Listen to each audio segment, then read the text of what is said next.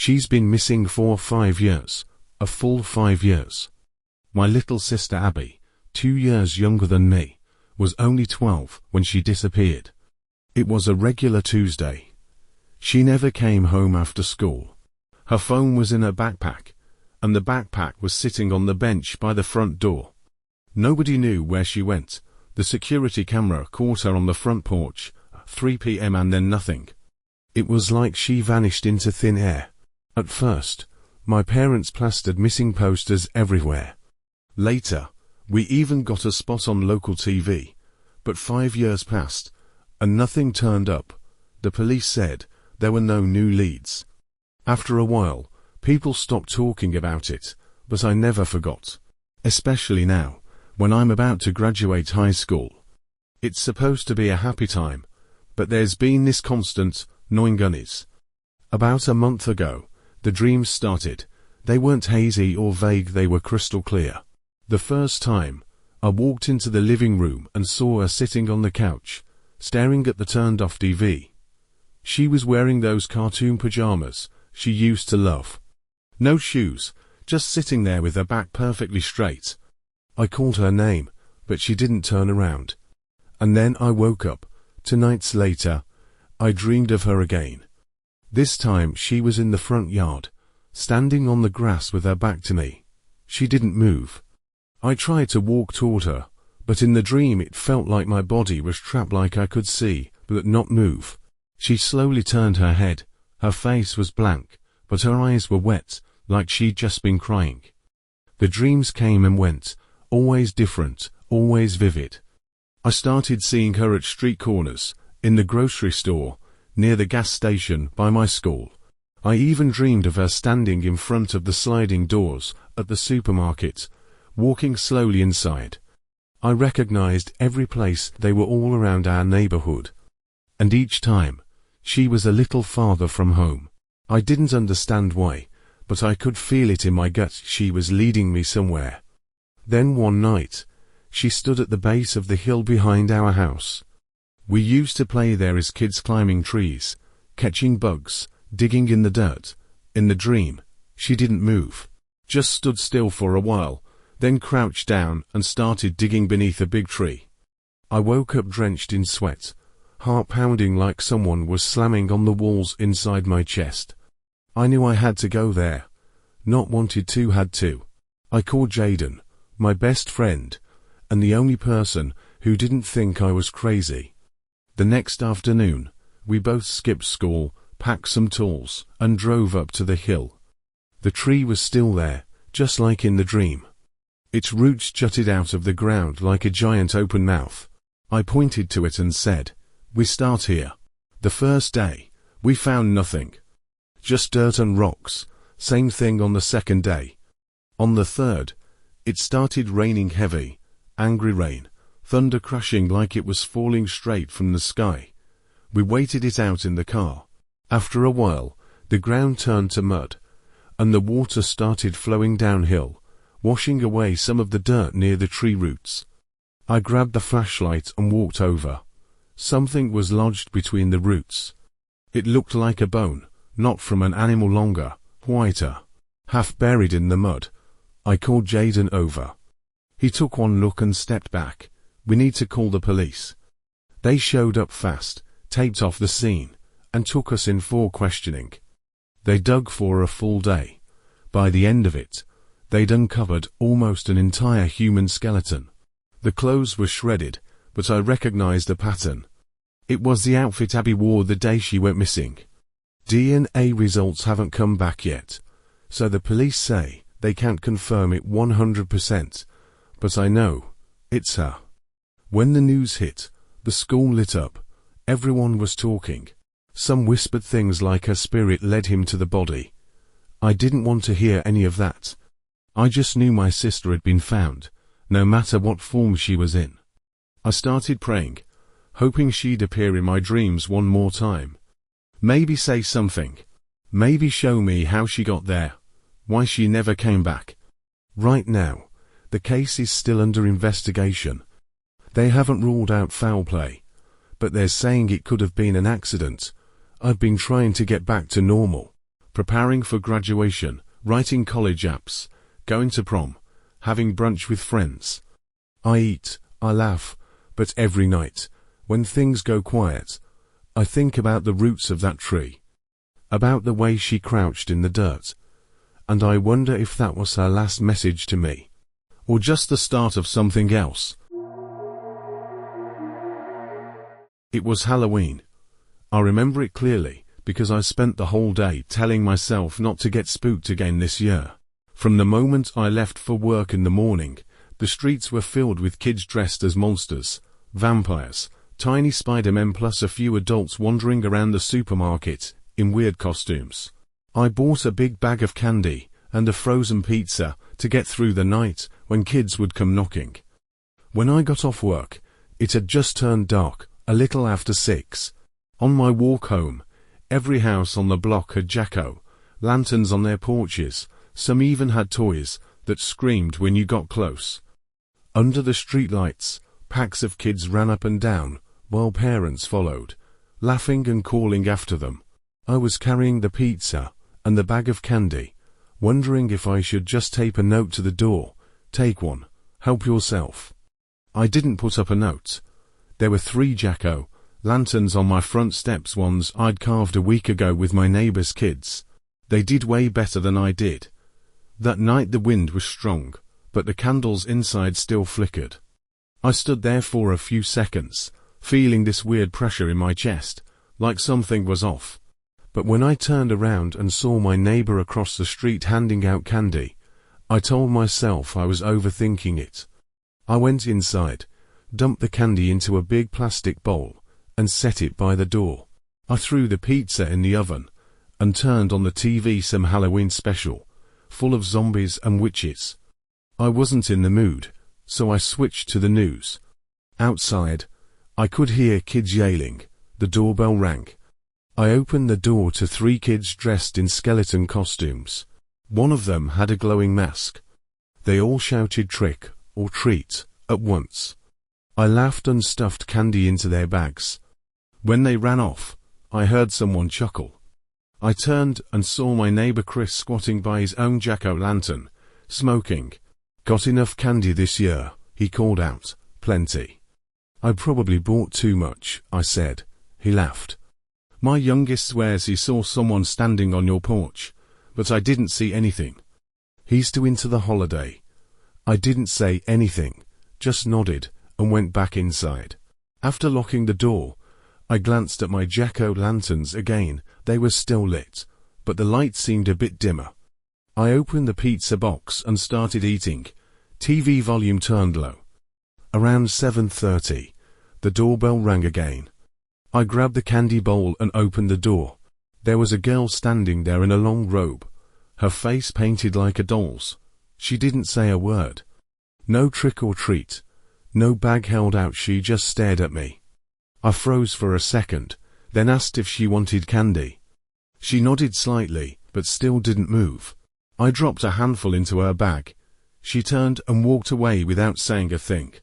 I watched her go. She walked so slowly, like she didn't really have anywhere to be. After 8, fewer kids came by. I grabbed a Coke, flopped on the couch, and scrolled through my phone. I was debating whether to reheat more pizza when the doorbell rang again. I didn't get up right away. I'd already put the candy away in the kitchen, figuring no one else would come. The doorbell rang again. Frowning, I got up and went to the door. I opened it. No one was there. I stepped out onto the porch and looked up and down the street. Nobody running away. No kids giggling from behind a bush, just the wind, cold against my face. I went back in, but my stomach felt tight. That night, I locked the door 3 times and made sure the curtains were shut tight. Around 10, I went to the kitchen for some water. When I turned around, I noticed the living room light flickering. I walked over and tapped the switch. It flickered a few more times before staying on. I sat back down to watch TV, but halfway through, I heard it. The guest room door clicked shut. The sound was so clear, like someone had just walked in and gently closed it behind them. I didn't move. I felt frozen solid. The TV suddenly blasted a scream, some horror scene, and I shut it off right away. The house went dead silent. I could hear my own breathing. After a few seconds, I forced myself to stand up and walk toward the guest room. My heart was pounding so hard my fingers were shaking. The door was shut, but not locked. When I grabbed the doorknob, it was warm. Not warm from the sun, warm, and someone had just been holding it. I turned it slowly and pushed the door open. Pitch black. I flipped on the light, nothing. Bed was neatly made, chair tucked in at the desk. I let out a breath. But when I turned to leave, I saw something on the floor behind the door, a candy bag, empty, torn to shreds. I never bought candy in that kind of wrapper.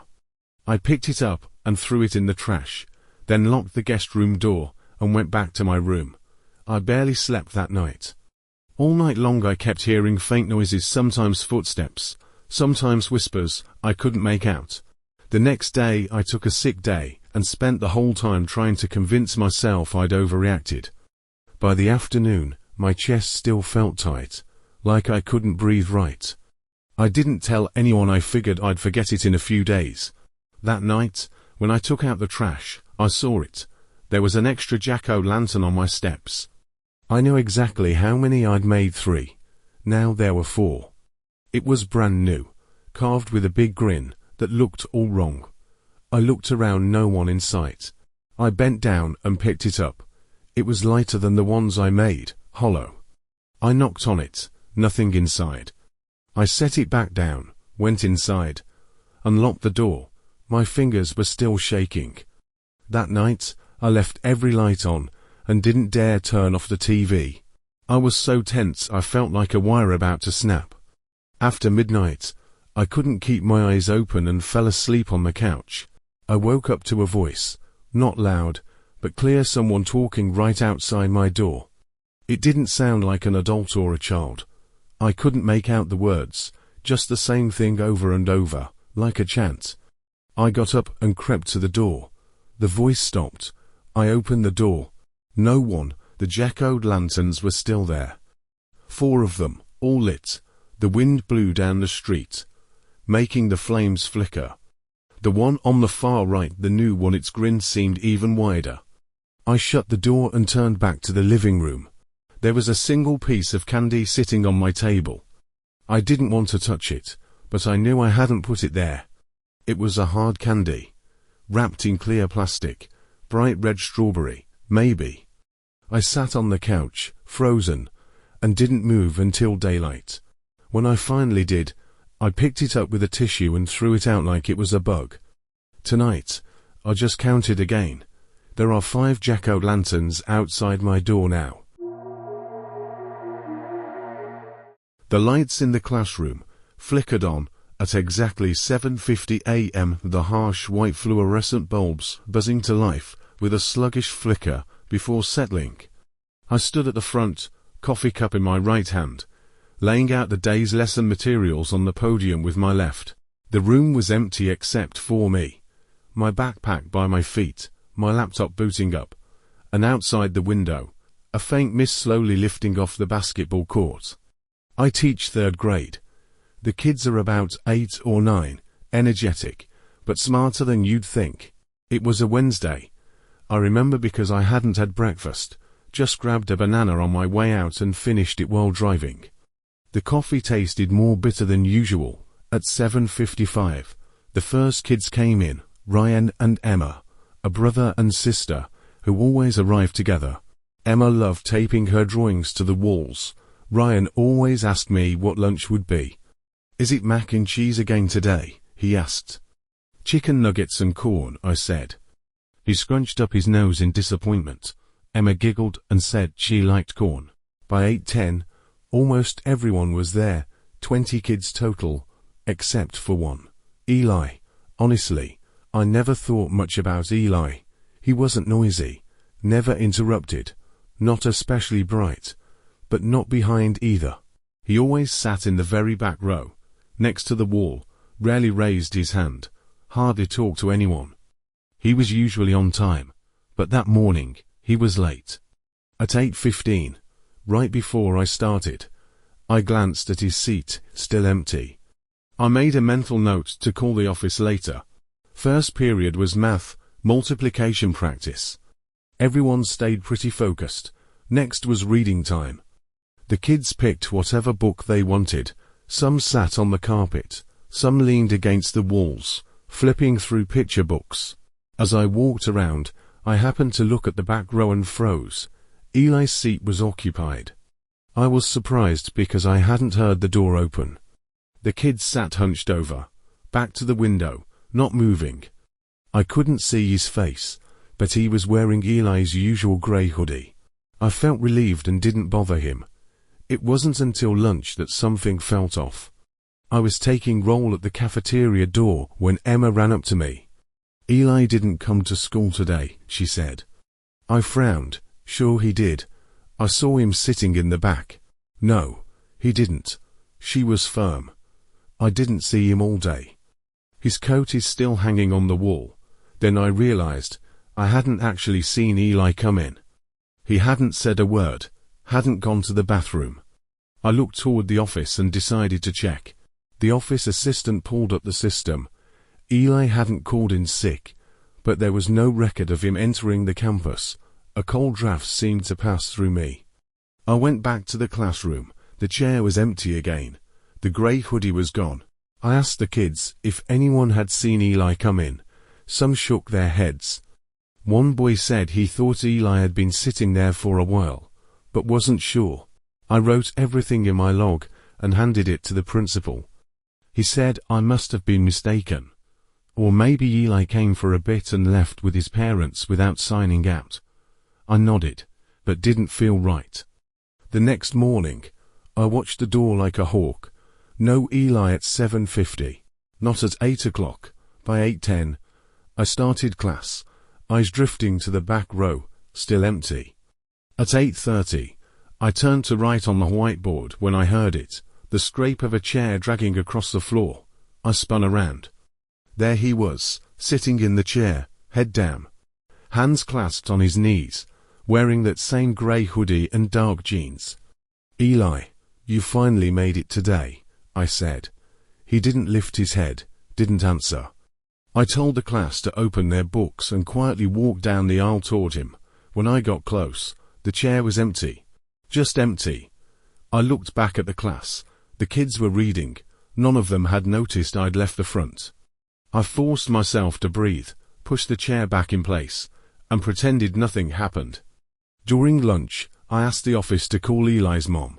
She answered and said Eli was still home with a fever. He wouldn't be back today. I asked if he'd come to school at all yesterday. She said no. He hadn't left the house all week. I didn't say much, just wished him a quick recovery.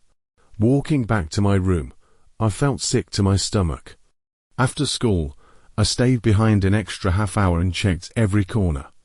The charts on the walls, the kids' artwork, the scattered crayons, all normal. Finally, I dragged that chair to the far corner of the room and stacked it with the spare chairs. The next morning at 7:50, the kids trickled in. Ryan asked what was for lunch. Emma showed me her new drawing. At 8 o'clock, I scanned the room. The chair was still in the corner. I exhaled, a little less tense. Then, at 8:30, I heard it again. The scrape of the chair legs on the floor. I turned, slowly. It wasn't in the corner anymore. It was back in the last row by the wall. And someone was sitting in it, head down, silent, in that grey hoodie. I never checked again if it was Eli. I just stopped looking that way. During lessons, I kept the kids gathered up front, as much as possible. No one asked about him again. I didn't bring it up either. A week later, Eli finally came back to school. He looked pale, but otherwise like himself. When he walked in, I instinctively glanced at the back row. It was empty. Just a plain chair. He sat in his usual spot. I stood at the podium and asked, "Hey Eli, feeling better?" He nodded. "I slept a lot. Had a bunch of weird dreams." "Do you remember any of them?" I asked. He shook his head.